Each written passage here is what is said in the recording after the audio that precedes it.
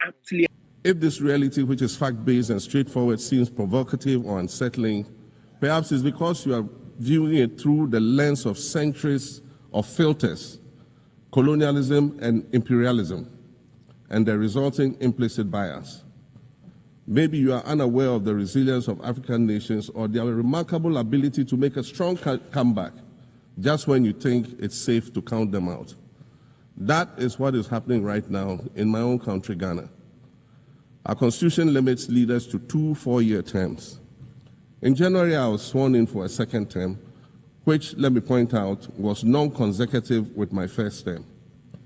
Our currency, the Ghana cedi, was rapidly depreciating, faced with rising inflation, a huge debt burden, and low morale amongst our citizens.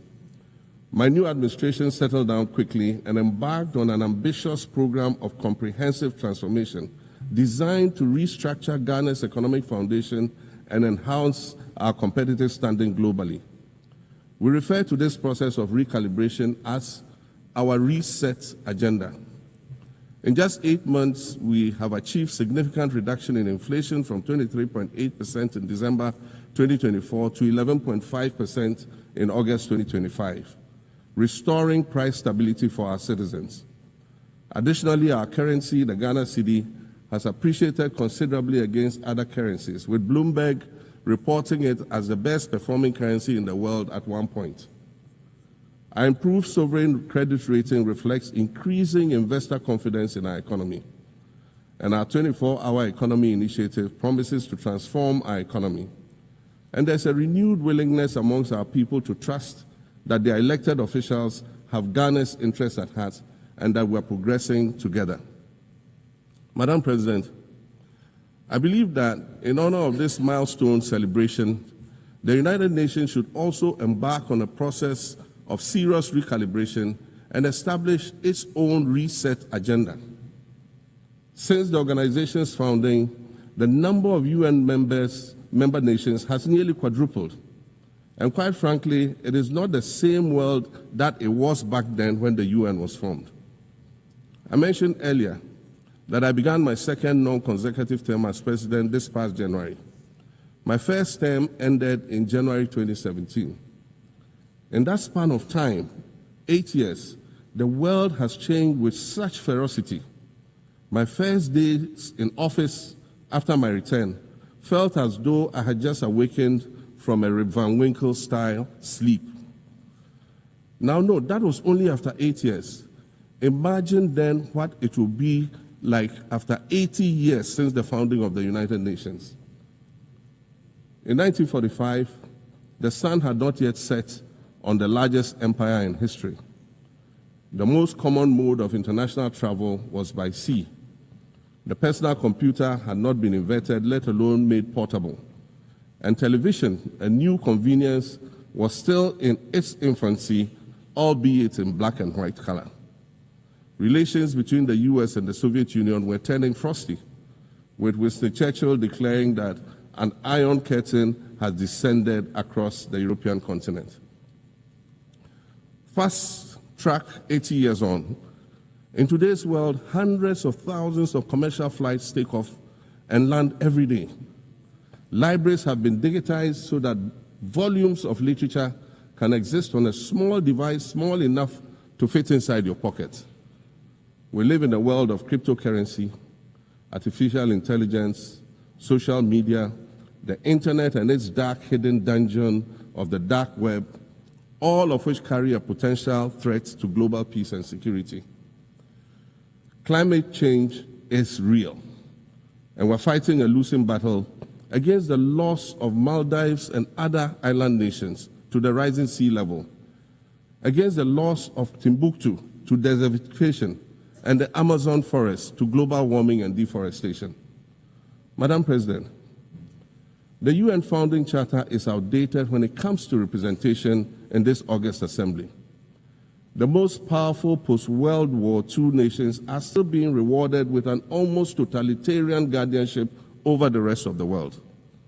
And yet, the first sentence in Chapter 2, Article 1 of the UN Charter declares that the organization is based on the principle of sovereign equality of all its members. If this were true and was the case, a continent as large as Africa, with its numerous UN member states, would have at least one permanent seat on the Security Council.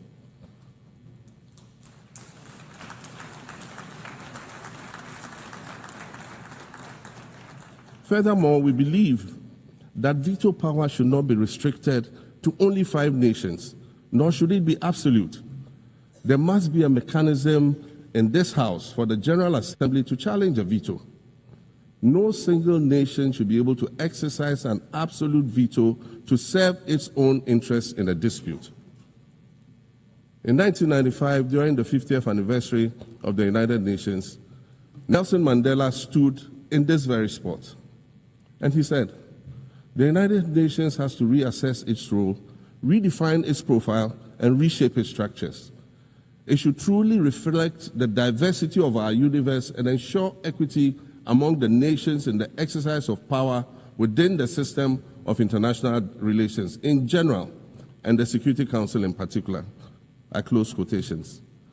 30 years later, we African leaders are still making the same simple request for a permanent seat on the Security Council with the power of a veto.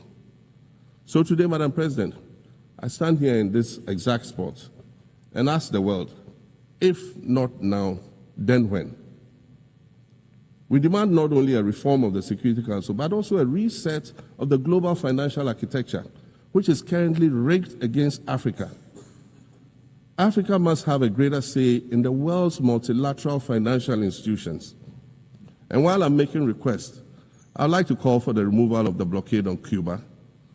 As Dr. Kwame Nkrumah, our nation's founder, famously said, we seek to be friends with all and enemies to none. The Cuban people shed their blood on African soil in the fight against apartheid.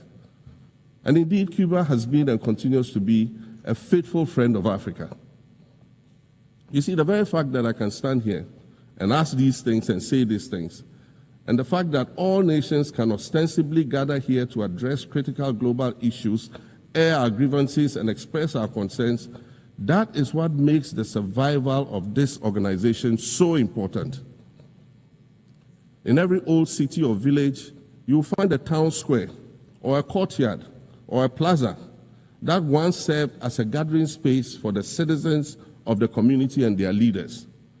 Meetings and celebrations were held there, as were trials and elections. And these were spaces that brought people together and held them together as a community. Sadly, time and technology have eroded these spaces. Madam President, in many ways, the United Nations is the proverbial town square of our modern global village. And it has never been more critical for us to protect. Dans ce jeu massivement. The internet, social media platforms, and artificial intelligence offer us the illusion of connectivity, when in fact what they do is reinforce isolation by using algorithms that ensure that we do not receive new ideas and perspectives, but rather more of the same content. We are served alternative facts and manipulated images, making it easy to disseminate disinformation and sow seeds of division amongst communities. Madam President, these are dangerous times. Our world is currently experiencing a rise in nationalism and economic instability. There's a general breakdown of multilateralism. Various acts of aggression have been committed against the sovereignty of others, and nations are attempting to circumvent the very safeguards that were put in place to prevent large-scale global conflict. These conditions are all too similar to the ones that led to the League of Nations' failure in fulfilling its mandate. The denial of visas to President Abbas and the Palestinian delegation sets a bad precedent and should be deeply worrying to all member nations of the United Nations. Ghana recognized the state of Palestine in 1988 and supported a two-state solution to the conflict since then. And I say, contrary to the claims of some, a two-state solution would not be a reward for Hamas. It will rather be a reprieve for the hundreds of thousands of innocent women and children and people who are facing collective punishment and forced starvation for no reason other than the fact that they are Palestinian. For nearly 2 years and for the fear of reprisals, we here in this General Assembly have been playing hide and seek with language to find the right words to help us avoid or excuse what we all know is taking place in Gaza. But here is the thing, it doesn't matter what you call it. If it looks like a duck, it swims like a duck, and quacks like a duck, well, then it must be a duck. The crimes in Gaza must stop.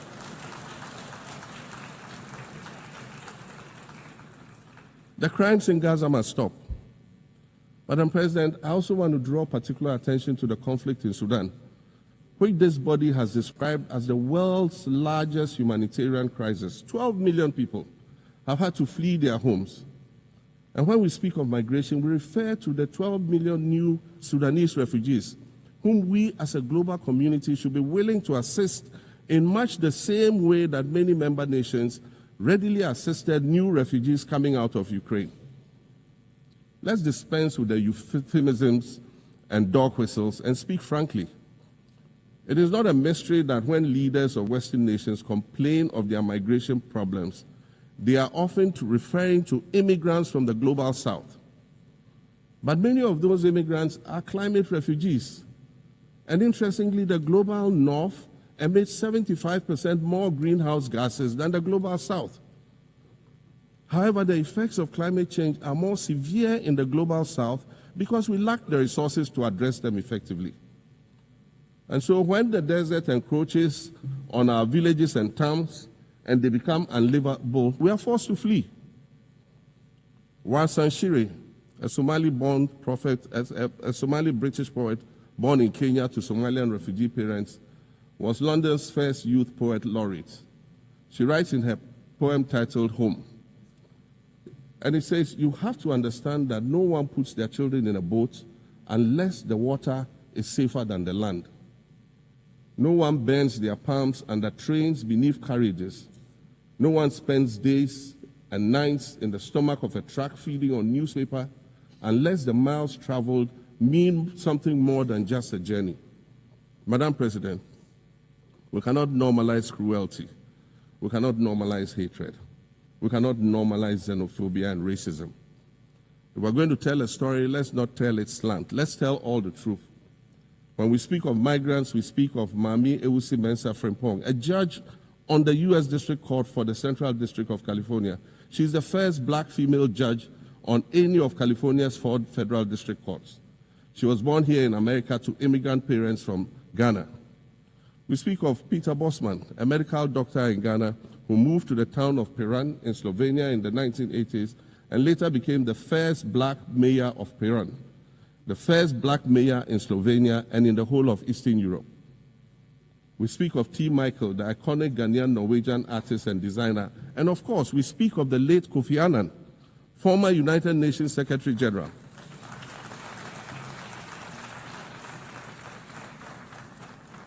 Former United Nations Secretary General and Nobel Peace Prize recipient, who was born in Ghana but spent his adulthood in various places in America and Europe. These are people who have brought great distinction to the countries that they decided to call home. Just as the migrants and the children of migrants before them did, I dare say these are not invaders. These are not criminals. Madam President, the slave trade must be recognized as the greatest crime against humanity. As the African champion on reparations, Ghana intends to introduce a motion in this August body to that effect. More than 12.5 million Africans were forcibly taken against their will and transported to create wealth for the powerful Western nations. We must demand reparations for the enslavement of our people and the colonization of our land that resulted in the theft of our natural resources, as well as the looting of artifacts and other items of cultural heritage that have yet to be returned in total. We recognize the value of our land and the value of our lives, as did our colonizers, as well as the governments that happily paid reparations to former slave owners as compensation for the loss of their property, in quotes. and that property for which they received compensation was paid referred to enslaved people who had been freed.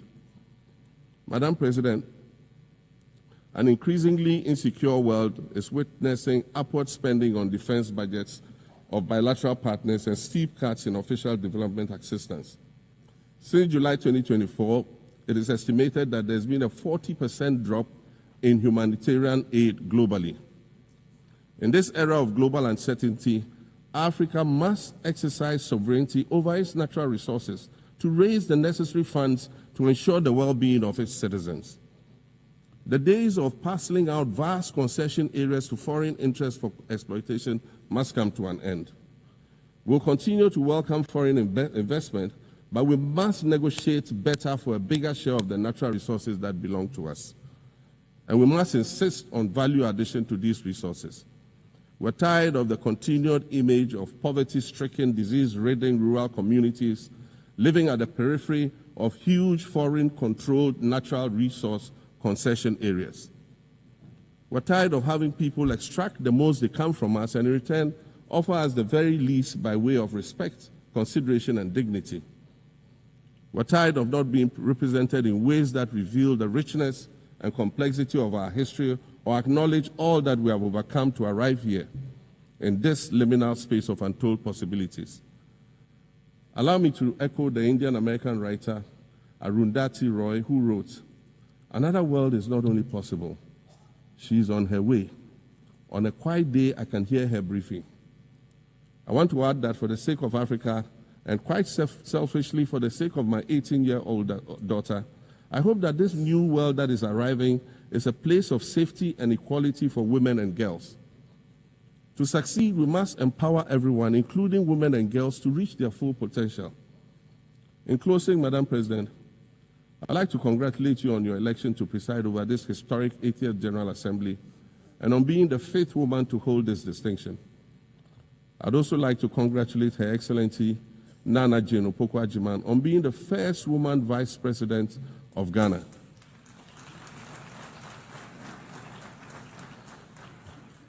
Now every Ghanaian girl knows the heights to which she can ascend. Words matter, but issues of representation matter even more, which is why Ghana looks forward to the appointment of a woman as Secretary General of this organization in the near future. Madam President, Your Excellencies, I thank you for your kind attention.